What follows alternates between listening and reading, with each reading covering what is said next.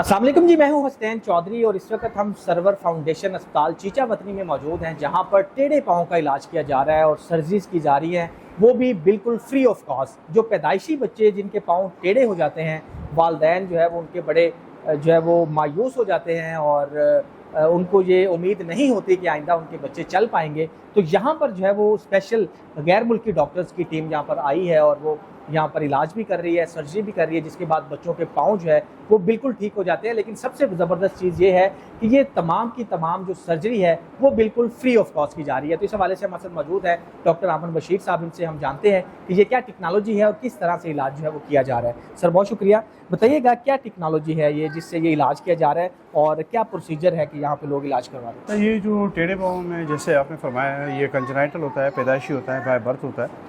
तो इसको technical language में क्लैप फुट कहते हैं। तो ये होता बाय बर्थ ही है। तो बेसिकली इसमें जो हड्डियाँ और लिगामेंट्स होते हैं वो टेढ़े हो जाते हैं, वो कंजेनाइटल एबनॉर्मलिटी है बेसिकली। तो वो जब बच्चे पैदा होते हैं तभी उनको पता चलता है, वरना ये कई हद तक मुमकिन होता भी है, हो भी सकता है। प्रोटोकॉल्स भी हैं कि जब लेडी प्रेग्नेंट हो तो 4th मंथ पे एक एनॉमली स्कैन होता है, यानी एनॉमली स्कैन उसको कहते हैं कि वो एनॉमली स्कैन में अल्ट्रासाउंड करके बच्चे में अगर पैदाइशी कोई डिफेक्ट होगा तो वो अल्ट्रासाउंड पे डिटेक्ट हो जाता है, चेक हो जाएगा, डिटेक्ट हो जाता है। लेकिन because of low literacy rate and low facilities over the specially in the remote areas, तो वो चीज़ें स्किप हो जाती हैं, जिसकी वजह से डिटेक्ट हो नहीं पाती। तो ऐसे बहुत सारे पाकिस्तान में हज़ारों लाखों बच्चे हैं बेचारे जो इस डिसेबिलिटी के साथ पैदा होते हैं और अनफॉर्चुनेटली रिसोर्सेज कम होने की जी उसी तरह की दुनिया से रुखसत हो जाते हैं। जी हाँ सर, क्लब फुट जिसको कहते हैं, ये एक तरह की डिसेबिलिटी है। बच्चे चल नहीं पाते, चलते हैं तो बहुत ही बड़े डिफ़िकल्टी के साथ। ये बड़ा एक डिवास्टिंग और एक बड़ा बैड एक्सपीरियंस होता है बच्चों के लिए। तो चलो उनमें तो सेंसेस बेचारों के लिए में होती नहीं है, लेकिन माँ बाप के लिए बड़ा एक सेटबैक होता है कि उनका बच्चा जो है वो डिसेबल पैदा हुआ और सारी ज़िंदगी ऐसे ही रहेगा। जैसा आपने फरमाया कि ये उम्मीद छोड़ देते हैं बच्चे, बहुत सारी मायूस हो जाते हैं, उम्मीद छोड़ देते हैं। लेकिन ये जो टेक्निक है ये है काफ़ी अरसे से वैसे मार्केट में इन है। तो लेकिन रिमोट एरियाज़ में इसकी अप्रोच ही नहीं है लोगों की कि रिमोट एरियाज़ में ऐसी कोई फैसिलिटी फ्री ऑफ कॉस्ट यहाँ पे लोगों को मिले। बल्कि पेड भी नहीं है मेरा ख्याल, बिल्कुल भी नहीं, बिल्कुल भी नहीं।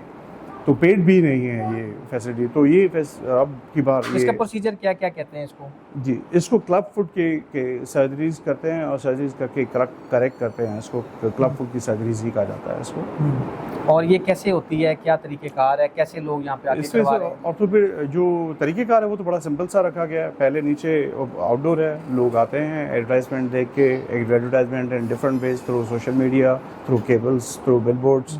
तो वो हम लोगों ने हर जगह पे यहाँ पे फैसिलिटीज़ के एरियाज़ में, इंटरनल सिटी में हर जगह पे उसको प्लेस किया हुआ है। तो वो या रेफरेंसेस सुन के तो पेशेंट जब आते के साथ just they have to told about them कि वो किस चीज़ के लिए आए हैं, कहाँ से सुन के आए हैं, कहाँ से देख के आए हैं। तो वो जब आते हैं बताते हैं, दिखाते हैं, वहाँ पे टेक्निकल लोग बैठे हुए होते हैं, डॉक्टर्स भी मौजूद हैं, स्टाफ भी मौजूद है। वो उनको तो देखते हुए ही आइडिया हो जाता है, डायग्नोज करके वो उसको रेफर करते हैं कि इनका ऑपरेट हो सकता है। जी हाँ, बस वो वहीं पे ही होता है, क्योंकि इसमें बहुत सारे पोलियो के पेशेंट भी आ जाते हैं, बहुत सारे जो ट्रॉमा से रिलेटेड डिसेबिलिटीज़ होती हैं वो भी आ जाते हैं। डील हम वो भी करते हैं, लेकिन एक अलग बेस है, उस पर किसी और वक्त बात करेंगे। इस वक्त हम पर्टिकुलरली क्लब फुट के लिए बात कर रहे हैं। तो वो जो ट्रॉमेटिक पेशेंट हैं, जो पोलियो वाले पेशेंट हैं, उनको फिर हम किसी और उसमें सेगमेंट्स में बुलवाते हैं। तो क्लब फुट वाले पेशेंट हम वहाँ पे फिल्टर करके फिर हम ऊपर भिजवाते हैं। अपना एक और सेक्शन है जहाँ पे पेशेंट का वर्कआउट और फाइल्स वगैरह सब कंप्लीट की जाती हैं। देन उनको उनका वर्कअप किया जाता है, देन उनकी फाइल्स बनती हैं, रजिस्ट्रेशन का एक प्रोसेस ऑपरेशन पे है, वो सब वैसे कुछ हो गया। कितना एक्सपेंस आ जाता है? एक्सपेंस एक साइड अगर अफेक्टेड है तो 5 से 6 लाख पर लिम्ब तो कहीं नहीं गई, तो ये तो कहीं नहीं गई। देन फिर अगर दोनों ही लिम्स अगर अफेक्टेड हैं तो फिर ये 8 से 10 लाख का एक प्रोसीजर है। तो इस यहाँ पर मतलब बिल्कुल फ्री है? यहाँ पे ये हम total of free of cost कर रहे हैं। अच्छा, कितनी एज के बच्चे जो हैं वो इसके लिए अहलियत रखते हैं? ये जितना अर्लीस्ट पॉसिबल हो पेशेंट डिटेक्ट हो, जितना earliest the detection is earliest the diagnosis, rapid will be the treatment and rapid will be the recoveries. लेकिन लोग लेट भी पहुंच रहे हैं, 17, 18 साल के लोग भी हैं। मैंने एक अभी कितने ऑपरेट अभी तक किए हैं आप लोग? अभी तक हमने आज के दिन तक हम 33 सर्जरीज हमारी हो चुकी हैं। और सारी 31 कामयाब तारीख है? तक, हाँ जी, इंशाल्लाह सब सक्सेसफुल होंगी, तो बहुत उसकी बेहतरीन तरीके हड्डी से। को काटना पड़ता है क्योंकि टेढ़ी हो चुकी सर है? ये जो टेढ़े हो जाते हैं उसमें ज़्यादातर हड्डियाँ भी टेढ़ी होती हैं और लिम्स, इसमें लिगामेंट्स होते हैं, उसके ऊपर लिगामेंट्स होते हैं, टेंडन्स होते हैं, वो भी उसके साथ वो के फिक्स होके कॉन्ट्रैक्चर से डेवलप कर देते हैं। वहाँ पे उन लिगामेंट्स को टेंडन्स को काट के वो जो हड्डी होती है, जितनी यंग एज होती है उसको उतना ही प्रेशर देके सीधा किया जाता है। नीचे से एक सपोर्ट दी जाती है और फ्लैप एक लगाया जाता है, बैक स्लैप कहते हैं, वो लगा के देन उसको टाइटली एक वो किया जाता है, अपना जी ड्रेसअप कर दिया जाता है। और इंटरनल हम स्टिच वगैरह सब कुछ वो उनका अपना प्रोसीजर है एक, वो स्टिच वगैरह करके उसको वहीं पे फिक्स करते हैं ताकि वो जो टेढ़ा पाँव है वो सीधा हो। उसके लिए टेंडन्स कटते हैं, लिगामेंट्स कटते हैं, जो कटते हैं, जो डिस्पोज ऑफ होते हैं डिस्पोज ऑफ कर देते हैं, हड्डियों को प्रेशर देके ऊपर कर देते हैं जहाँ पे उनको उसके बाद का मैनिपुलेट प्रोसीजर करना होता है जी। उसके बाद उसको फिक्स कर दिया जाता है, स्किन को देन क्लोज करके। सर्जरी के बाद का प्रोसीजर क्या फौरी चलना शुरू कर देते हैं या कुछ और? नहीं, उसमें टाइम टेकिंग प्रोसीजर, क्योंकि ये एक वूंड बनता है यहाँ पे। इस वूंड के हील होने तक उनको छोड़ा जाता है, उनको हम बुलवाते हैं। अब ये 31 तारीख को कैंप ऑफ होगा, 100 सर्जरीज का प्लान है हमारा। ये 31 को हम ऑफ करेंगे, देन एक हफ्ते के बाद इनके फॉलोअप्स होना शुरू हो जाएंगे। जो 25 तारीख को था वो पहली तारीख को आ जाएगा, जो 26 को था वो 2 को आएगा, 3 को आएगा। इसी तरह से हर 8वें दिन पे इनके फॉलोअप्स होते रहेंगे, ड्रेसिंग चेंज होती रहेंगी। वूंड हील होने में यूजुअली 6 वीक्स का एक प्रोसीजर है।